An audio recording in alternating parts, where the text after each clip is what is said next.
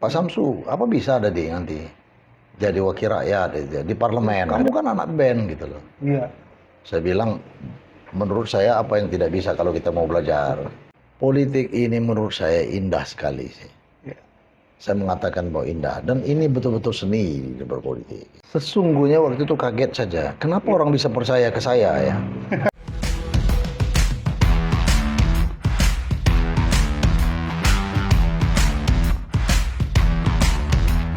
This is your life. Assalamualaikum warahmatullahi wabarakatuh, teman-teman musikal. Jumpa lagi dengan saya Hadi.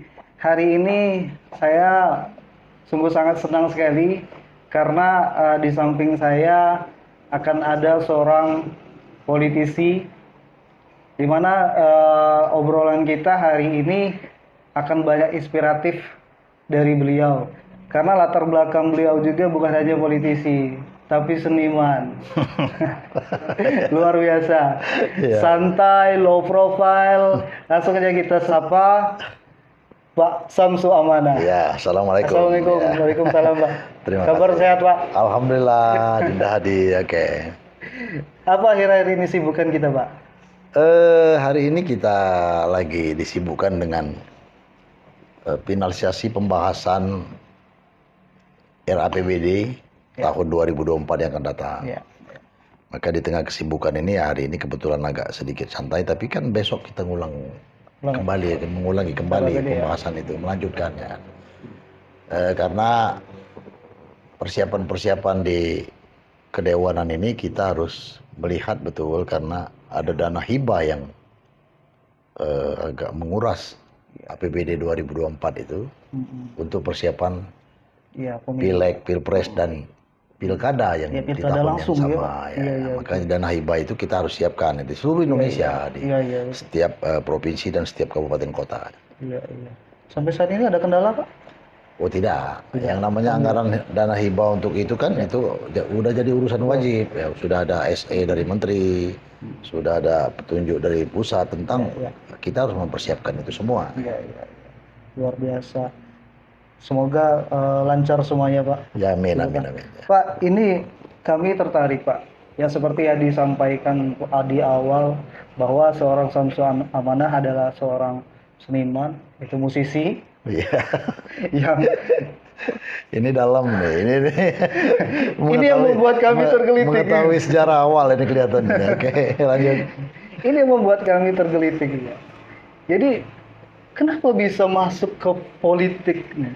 Ya. Luar biasa nih. Boleh kami minta cerita awal waktu itu, Pak? Ketemu dengan Golkar kah? Atau partai manakah ketemunya, Pak? Iya.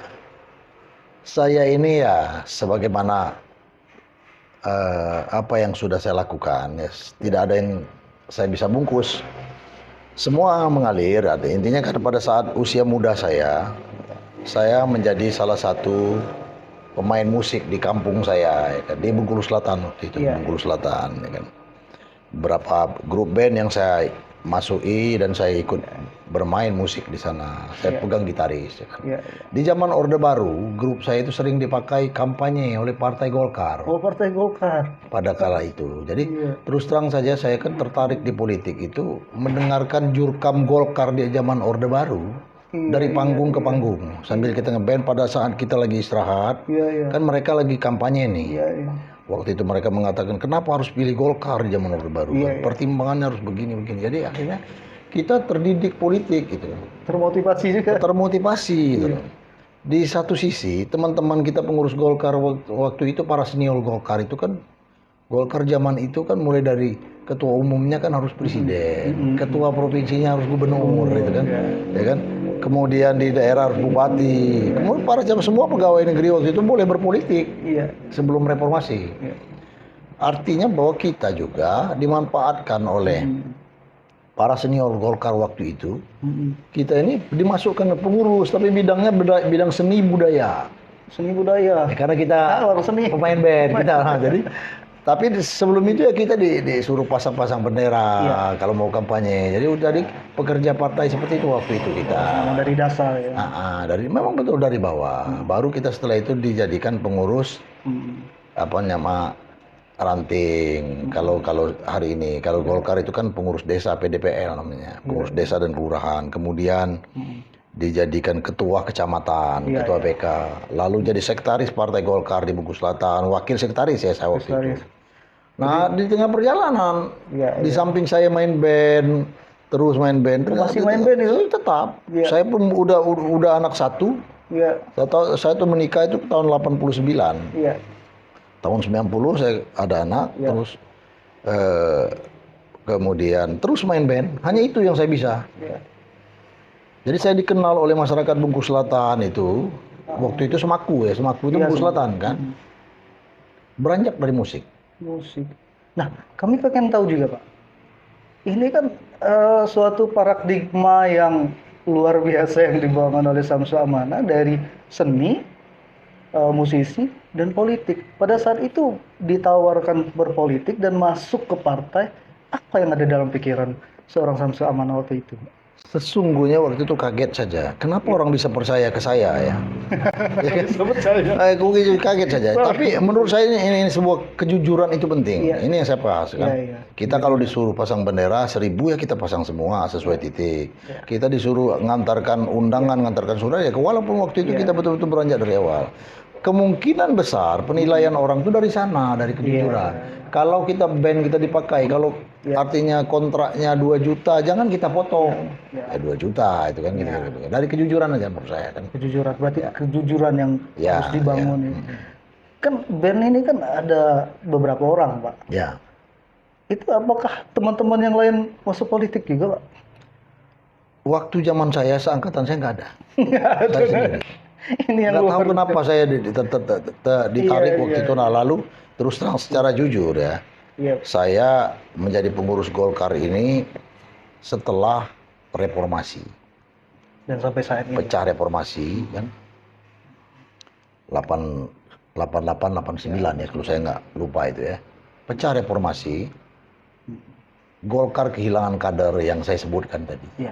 Semua pegawai negeri, semua guru-guru, semua tidak boleh jadi pengurus partai. Karena keputusan reformasi begitu.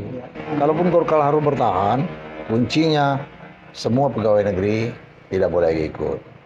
Aturan partai politiknya begitu. Makanya pada kala itu kader Golkar nggak ada, ya kita inilah dijadikan pengurus partai Iya. setelah reformasi. Itu yang sesungguhnya. Makanya dicari semua di seluruh Indonesia, bukan hanya di Iya. provinsi Bengkulu aja dicari. Akhirnya ya tadi yang tadinya tukang pasang bendera, terus hanya menghibur para artis pada saat kampanye. Ya, itu yang dikenal para kader senior Golkar, ya itu orang-orang itu dijadikan pengurus. Di samping ada pensiunan pegawai juga sebagai senior kami yang membimbing kami waktu itu. Kira-kira begitu. Iya, iya. Sampai akhirnya Golkar mempercayai Bapak sebagai ketua pimpinan di Kaur. Jadi begini ceritanya itu benar. Pada saat saya disusun menjadi salah satu wakil sekretaris di Bengkulu Selatan. Bengkulu Selatan dulu Ya, ya kan lebih kurang saya ditarik ke sana tahun 2000 ya, 2000. Ya, tahun 2000-an. 2 tahun setelah berjalan tiba-tiba ada undang-undang pemekaran baru, otonomi baru. Muko Seluma Kaur. Iya, Kaur, ya. Nah, jadi 2003. Iya. 2003. Iya. Jadi 2 tahun saya mau jadi pengurus Golkar di Bengkulu Selatan karena hasil reformasi tadi. Iya. Lah kayak saya ditugaskan dipindahkan ke Kaur.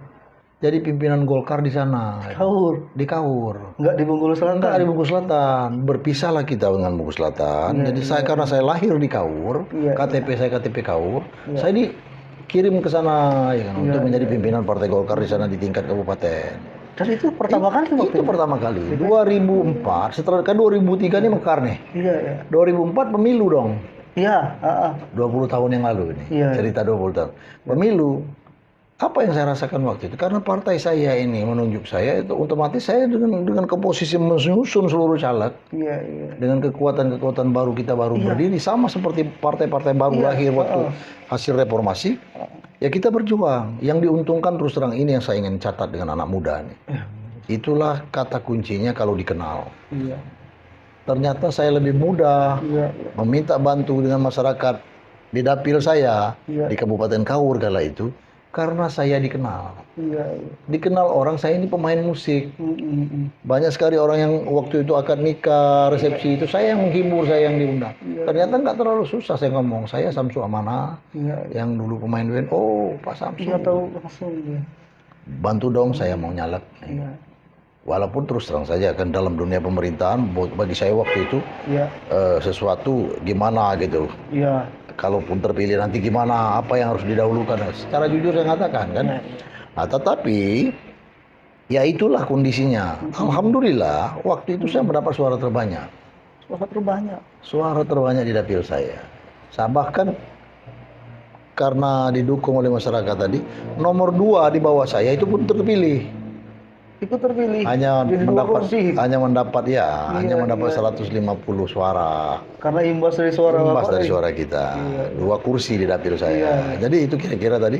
Nah, itu tadi saya bilang tadi kata keterkenalan. Mm-mm. Kuncinya adalah kita dikenal orang, dikenal baik gitu lah kan. Iya. Lalu kita mencalon, baru kita memperkenalkan diri dengan masyarakat dengan pemilihan langsung seperti ini ya kan. Maka mudah-mudahanlah kita akan dipikirkan oleh mata pilih yang ada di dapil kita gitu kan. Iya, iya. Itu saya rasakan itu. Iya, iya. Berarti yang dibicarakan orang waktu itu, ini finansial harus kuat nih, kayak gitu. Nggak Itu ada. seperti apa ya? Waktu itu nggak ada, saya nggak terus secara jujur tidak ada. Saya hanya memberikan oleh-oleh kepada masyarakat waktu itu. Waktu saya dari kampung ke kampung, Iya. hanya dengan atribut partai saja. Iya. Ada kaos waktu itu, bendera, cuma gitu. Tapi memang awalnya sistem nomor urut, Iya. proporsional tertutup waktu itu. Iya, kan, waktu ya. itu barusan tertutup. Terpilih awal saya masih proporsional tertutup waktu itu. Iya. Oleh-oleh saya nggak ada terus terang aja, nggak ada money politik, tidak ada. Iya, iya. Iya. Respon masyarakat gimana? Apa yang Bapak sampai waktu ketemu masyarakat? Ini saya Samsu Amanah. Saya membawa integritas ini. Apa yang Bapak bawa waktu itu? Waktu itu sih tantangan sih ada sih. Pak Samsu, apa bisa ada nanti jadi wakil rakyat di parlemen? Ada Gitu. yang bilang seperti itu? Kamu kan anak band gitu loh. Iya. Saya bilang, menurut saya apa yang tidak bisa kalau kita mau belajar. Jadi sehingga bagaimana saya meyakinkan orang percaya saya ketemu dengan audien itu kan. Ya alhamdulillah hasilnya begitu. Saya terima kasih sekali dengan masyarakat Kaur waktu itu. Di dapil saya ya. Dapil saya waktu itu dapil 1 waktu ya, daerah-daerah Padang Kuci kalau kamu pernah ke Kaur. Artinya bahwa untuk meyakinkan seseorang itu ya kita harus berani berargu gitu. Berani menyampaikan apa. Iya. Walaupun ya saat itu kita sambil belajar, sambil mencaleg gitu ya kan, itu kan kira-kira. Iya, iya. Yang penting niat kita baik. Ya niat kita baik. Alhamdulillah terpilih saya 2004 ya, 20 tahun yang lalu. Ini kan udah mau pemilu lagi nih. Iya, iya. Nah, dan saya karena partai saya pemenang, terus terang aja memperoleh kursi terbanyak waktu itu. Cuman partai pemenang waktu itu belum otomatis yang menang yang menjadi ketua dewan gitu. Iya, iya. Jadi memang kita masuk sebagai pemenang pemilu, tetapi untuk pemilihan pimpinan dewan masih dipilih oleh anggota kala itu. Kira-kira. Jadi saya mendapatkan posisi wakil ketua untuk periode pertama. Ya, kepercayaan ini luar biasa. 2004. Nah lalu saya cerita biar tuntas Iya, dulu iya, ya. iya, iya. Kemudian 5 tahun ke depan pemilu lagi 2009. 2009, Nah ya. sudah proporsional Iya, terbuka. Iya. Saya mencalon lagi, alhamdulillah masih suara terbanyak dan partai yang saya pimpin juga menang pemilu. Saya ketua DPRD di Kaur. DPRD waktu itu 2009. 2009. 2009. Iya. Habisnya kan 2014 nih. Iya. Mau ke provinsi, Golkar ini kan antrinya panjang. Partai lama ya kan. Kita belum Banyak kebagian. tokoh, ya. Banyak tokoh yang lain yang lebih senior, yang lebih ya.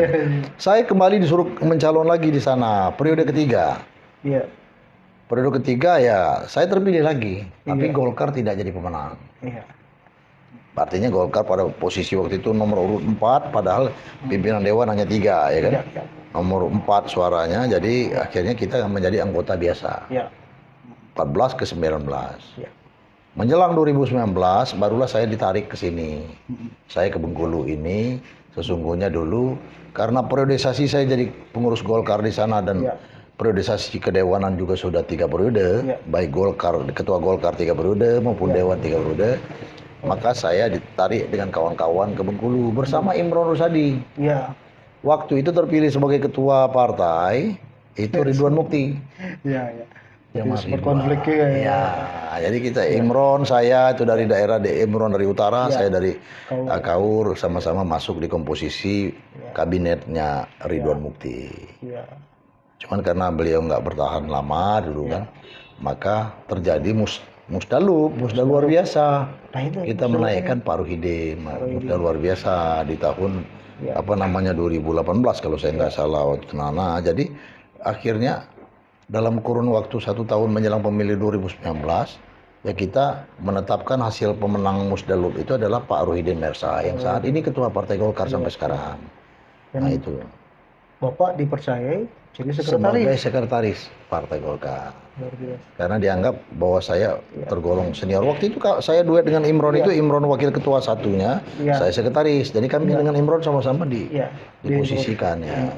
Pak Gub sebagai Iya. ketua DPD. Iya, iya.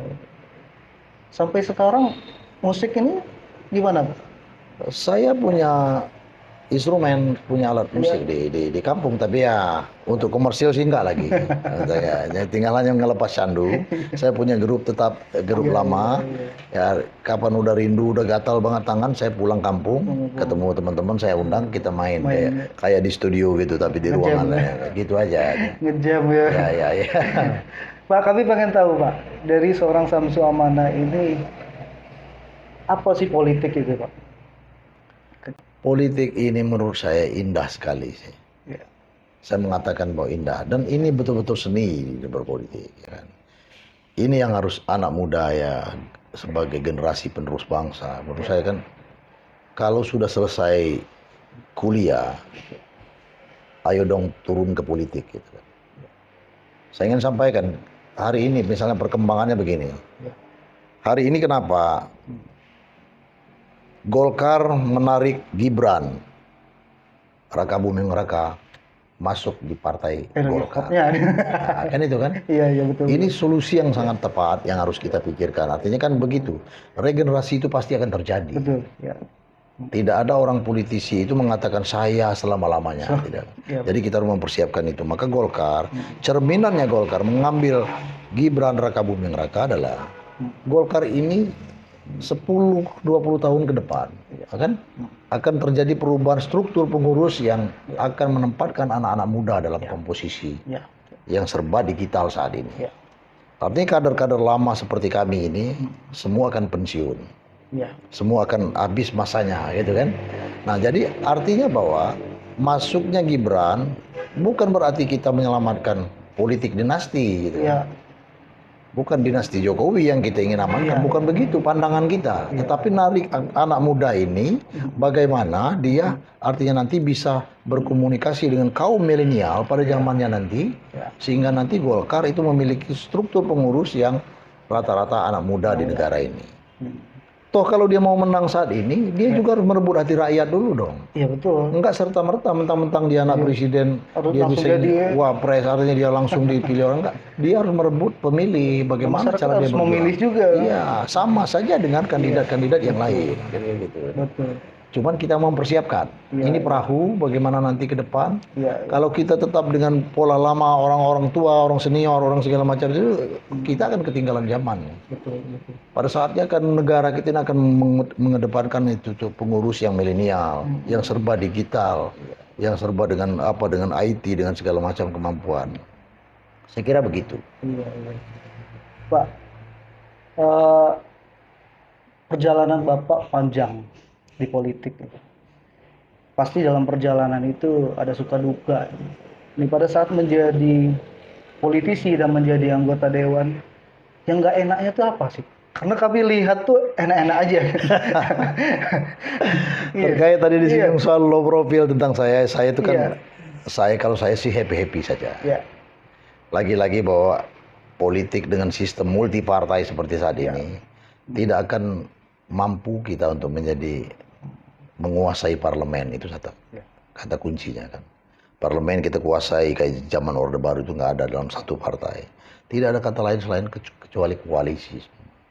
Mengambil sebuah keputusannya kompromi. Bagaimana menata provinsi Bengkulu, kita soal provinsi aja dulu ya. Dengan bicara dengan teman-teman dari fraksi partai lain. Iya. Ya, kita terus terang saja kita harus di situlah apa seninya. Berbeda pendapat itu pasti. Semua mengedepankan ini kepentingannya ini kepentingan, apalagi kita ini dapil. Iya. Artinya anggota DPRD ini kan disumpah jabatannya bertanggung jawab pada daerah pemilihannya. Betul. Ya kan begitu. Iya. Otomatis akan dalam politik anggarannya akan berebut itu semua. Yang dapil A mengatakan kesini dong kami udah butuh. Dapil B juga sama ini dong. Ya kan. Semua akan terjadi itu. Nah, bagaimana solusinya? Seni yang saya bilang tadi, kompromi. Semua aman. Kalau belum bisa dibagi tahun ini anggarannya terbatas, ya tahun depan giliran yang dapil lain gitu kan. Itu kebijaksanaan seorang ketua dan wakil ketuanya ya. Ya, itu. Apalagi kan sekarang terus terang saja kan tanpa kompromi politik sekarang nggak mungkin karena multi partai. PDIP sebagai pemenang pemilu kemarin dia tidak bisa melakukan arogansi, tidak bisa dia mengatakan harus dia semua enggak, dia harus kita bicarakan dengan baik-baik. Itu seninya di politik itu. Dan mencari satu titik yang betul-betul berpihak kepada masyarakat ya, Pak. Iya. Ya, luar biasa. Pak, ini nasihat juga dari Bapak kan. Karena sekarang euforia politik anak muda ini kan luar biasa ini. Ya. Mungkin satu nasihat saja untuk politisi muda ini Pak di Bengkulu. Ya. Oke, kita melihat perbandingan provinsi Bengkulu dengan provinsi lain ya kan? Kemungkinan kita melihat bahwa jumlah pemilih kita sedikit kalau dilihat secara nasional. Jumlah penduduk kita juga masih sedikit. Kita ini kan DPT kita ini 1,4 juta. 1.400.000 artinya kan. Artinya sama nilai dengan satu kabupaten di Pulau Jawa. Saya contohkan saja Kabupaten Bekasi gitu kan. Kabupaten Bekasi itu udah 1,5 juta jiwa pemilihnya. Kabupaten. Ini provinsi. Kita provinsi. Jadi begitu. Artinya saya berpesan kepada generasi muda yang ada di Bengkulu. Silakan. Kalau saya tidak akan menawarkan partai saya, silakan coba berorganisasi, ya kan? Ada ormas yang dilahirkan oleh partai. Ada ormas yang didirikan oleh partai, itu kan? Atau langsung masuk ke batang tubuh partainya. Boleh partai baru, partai lama, tidak menggunakan gurem atau besar di sini ya. Saya kira ini wadah kita mengikuti tentang konsep pembangunan di dalam negara demokrasi. Makanya jangan anti berpolitik, jangan anti partai gitu kan. Anak muda itu harus gimana mengetahui seluk-beluk berpartai itu. Indah banget. Ya kan? Kalau apa kata orang, ketika tidak ada orang yang pintar mau berpartai, maka negeri ini akan dipimpin oleh orang bodoh. Kan begitu. Makanya orang-orang pintar, orang-orang yang katakanlah nanti orang-orang yang baik, orang-orang pintar, semua harus masuk dong ke partai. Supaya kenapa? Supaya pada saatnya partai ini akan dipimpin oleh orang-orang hebat semua, orang-orang sekolah semua kita gitu. Kalau sifat nasionalisme itu harus bagaimana kita bisa menanamkan ke politisi muda rasa nasionalisme itu? Partai itu kan ada pembekalannya. Ya. Ada dikpol dia. Pendidikan politik. Apalagi kan seperti partai kita ini kan bahkan dana dikpol itu pun dibantu oleh pemerintah. Tujuannya itu dalam rangka kita regenerasi. Kita panggil, kita didik, kita carikan kader-kader muda gitu kan. Lalu pada saatnya kita berikan. Kita narasumber bisa kita undang dari dosen universitas, ya kan. Kita misalnya kalau di bidang penyelenggara dan pengawas pemilu, apa yang tidak boleh itu kita bisa. Narasumber kita bisa kita undang dari KPU, bisa dari Bawaslu. Artinya kan regenerasi itu kita persiapkan. Tetapi kenapa anak muda itu kadang-kadang dia belum mau, nanti dulu lah. Saya euforia dulu dengan jiwa muda saya. Nanti pada saatnya lihat orang-orang udah berumur baru masuk partai gitu. Maksud saya udah saatnya. Ini itu kembali lagi saya ulang lagi dengan Gibran Raka Buming Raka ini masuk partai politik, maka ini giliran anak muda segera. Ideal sekali. Jadi pasangan ini dari pandangan Bapak gimana Pak? Saya kira ini cukup bagus. Antara tokoh yang kita bilang senior, yang juga malang melintang dalam dunia percaturan politik di negara kita, dengan tokoh muda Iya. yang saat ini juga Iya, iya. ya sangat dikenal sebagai wali kota Solo. Punya prestasi. Kebetulan beliau anak presiden, memang orangnya bagus, Iya. ya kan? Kebetulan anak Iya. presiden. Saya kira proses regenerasi jadi kombinasi yang cocok. Hmm. Dan saya yakin bukan karena dia diusung oleh Golkar, saya yakin duet ini duet Iya, yang iya. sangat diperhitungkan untuk keluar sebagai pemenang. Iya, iya. Ya kan? Optimisme kita di Provinsi Bengkulu gimana ya? Kita yakin betul. Kalau kita sangat yakin. Berapa persen ya? Artinya kan koalisi Gerindra, Golkar, PAN, ya kan di sini kan. Ya, dengan apalagi yang koalisi ini kan koalisi Ya, Gelora, Indonesia Maju Gelora, termasuk Bulan Bintang. Bulan Bintang. Ini kan menunjukkan bahwa suatu kajian yang memang sudah cukup matang dikaji, bagaimana nanti di Provinsi Bengkulu bisa menang. Bisa menang. Ya kan, kita lihat saja kan, bahwa Gerindra juga ada sekarang unsur pimpinan. Ya. Golkar juga unsur pimpinan, atau Golkar kemarin hanya kalah suara loh, bukan kalah kursi. Iya. Sama-sama 7 kita Kursi dapat. sama. Ya, Ya, nanti kan betul. kombinasi itu yang akan menentukan arah. Demikian juga kekuatan Partai Amanah Nasional yang dipimpin Helmi Hasan kemarin cukup bagus di Provinsi Bengkulu. Iya, iya. Kader mereka, saya lihat susunan calegnya sekarang di Iya. setiap daerah itu bukan Iya, iya. kaleng-kaleng itu. Artinya kan di situ bahwa partai itu menunjukkan. Nah, kader ini koalisi bersatu padu dalam rangka memenangkan Prabowo Gibran. Saya kira kesempatan untuk menang itu sangat terbuka lebar. Sangat terbuka, ya. Ya. Luar biasa, Pak. Ini mungkin terakhir di cerita kita. Sebetulnya dari perjalanan politik Samsul Amanah ini luar biasa mulus lah kami lihat gitu. Ya. Samsul Amanah ini mau kemana nanti? Ya. Politik itu tidak ada mati-matinya, itu kata kunci ya. Itu katanya. Jadi judulnya itu jangan pernah mengatakan saya berakhir sampai di sini. Gitu. Samsul Amanah hari ini ya secara jujur saya katakan bahwa dia adalah caleg yang masih diberikan kepercayaan oleh Partai Golkar untuk di Dapil Bengkulu Selatan Kaur. Ya. Caleg nomor 1 di sana untuk ikut lagi di pemilu 14 Februari 2024 yang akan datang.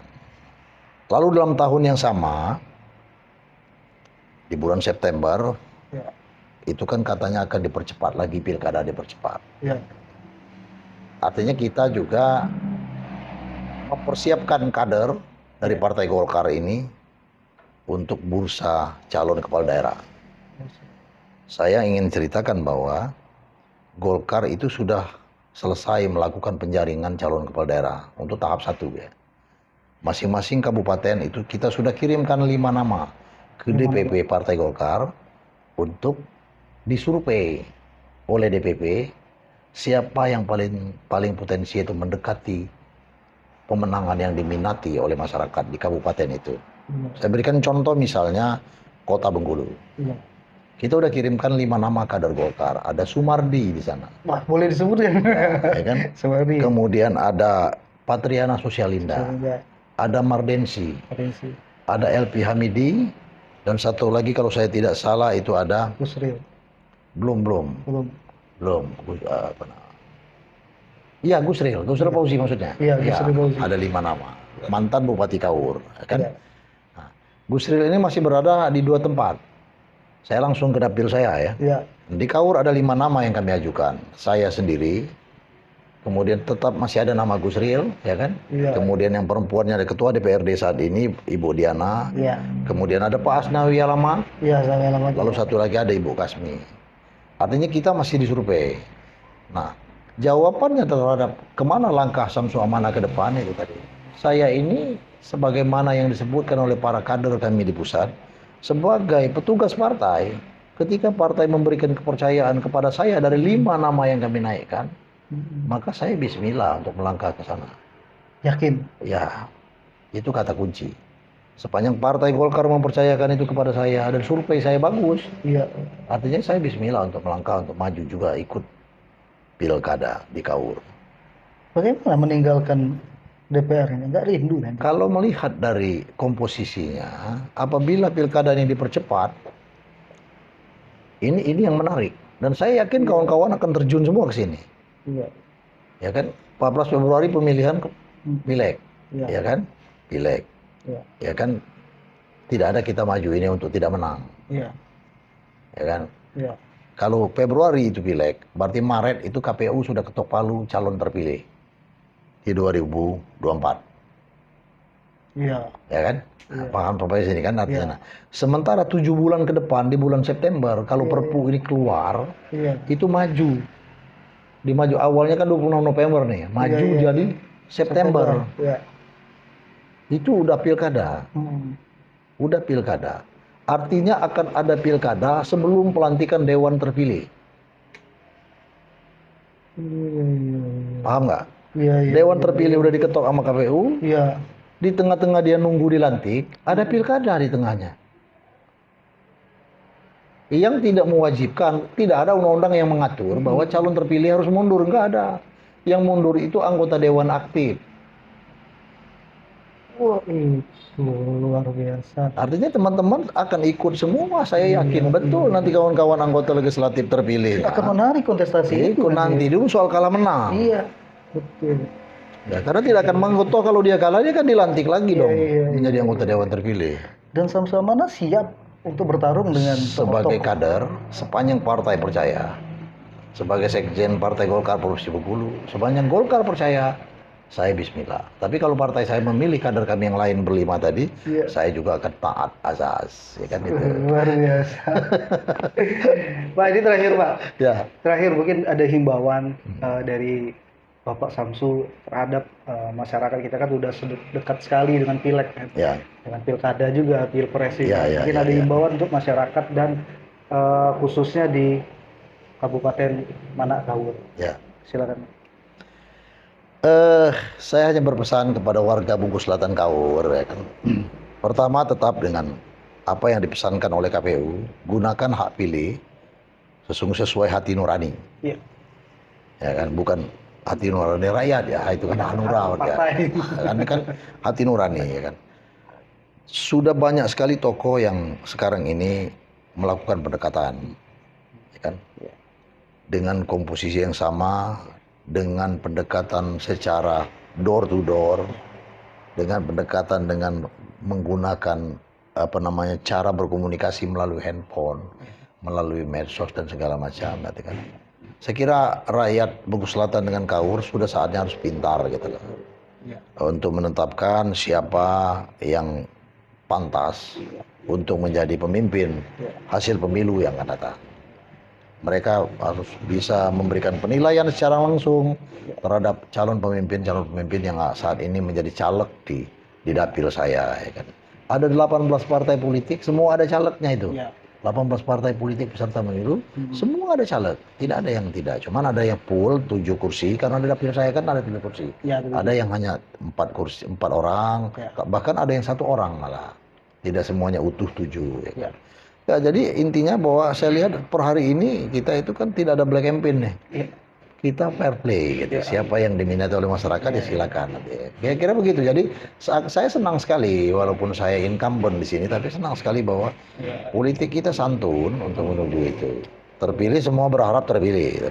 Jadi jika belum terpilih nanti maka logo itu kan. Kita masih ada tahun berikutnya untuk ikut lagi itu kan. Dan itulah politik. Itulah politik. Yang kata orang dinamis itu ya ini akan kelihatan. Politik tidak ada matinya. Bagi Samsu Amana. Iya. Selagi belum mati masih ada politik. Iya. Luar biasa teman-teman musikal. Itu pesan dari Bapak Samsu Amana. Politik tuh tidak ada matinya, jadi harus legowo jika belum terpilih saat ini, masih ada tahun-tahun berikutnya. Ya, itu. Terima kasih.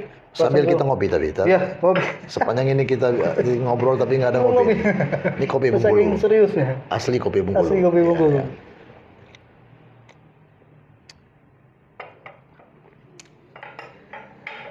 Terima kasih teman-teman musikal, dukung kami terus dengan cara subscribe, komen, like, dan share. Kami pamit undur diri. Wassalamualaikum warahmatullahi wabarakatuh. Waalaikumsalam warahmatullahi wabarakatuh.